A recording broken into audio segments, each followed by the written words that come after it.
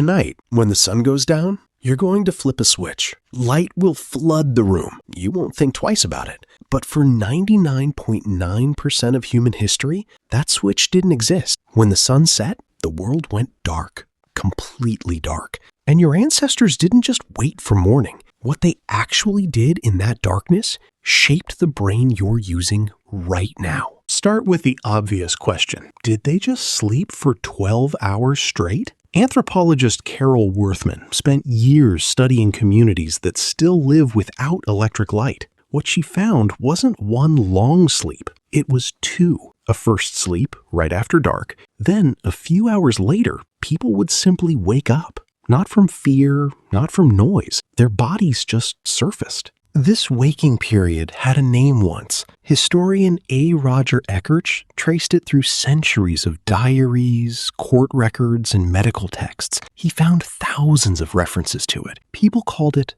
the watch. It sat quietly between two sleeps almost every single night for most of recorded history. So what did they do during the watch? They talked. Quietly, in low voices, close to the fire. They processed the day. They told stories, some prayed, some simply lay in the dark and let their minds wander. This matters more than it sounds like it should. Sleep researcher Jerome Siegel studied modern hunter-gatherer groups, including the Hadza in Tanzania and the San in Namibia, groups whose sleep patterns are thought to resemble those of early humans. He found something your modern schedule doesn't allow for: unstructured time in the dark with nothing demanding your attention. No screen, no task, no deadline. Just a mind alone with itself for hours at a stretch. Your brain was built for exactly this. Not built for 8 uninterrupted hours under LED light, followed by a screen at 2 a.m. Built for cycles, firelight, darkness, waking,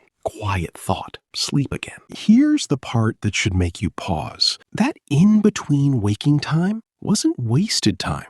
It was maintenance time. Modern neuroscience shows the brain uses rest, especially quiet, low-stimulation rest, to consolidate memory and process emotion. Ancient humans got that maintenance built into every single night, automatically, without trying.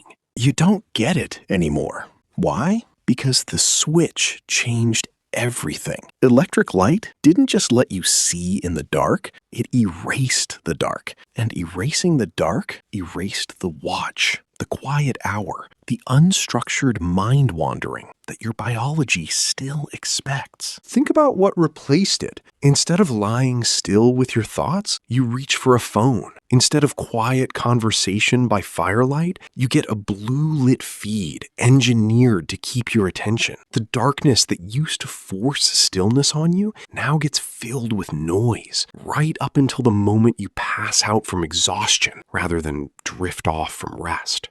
Ancient humans weren't better disciplined than you. They didn't have the option to avoid the dark. Darkness gave them no choice but stillness. You have every choice. And most nights, you choose the feed.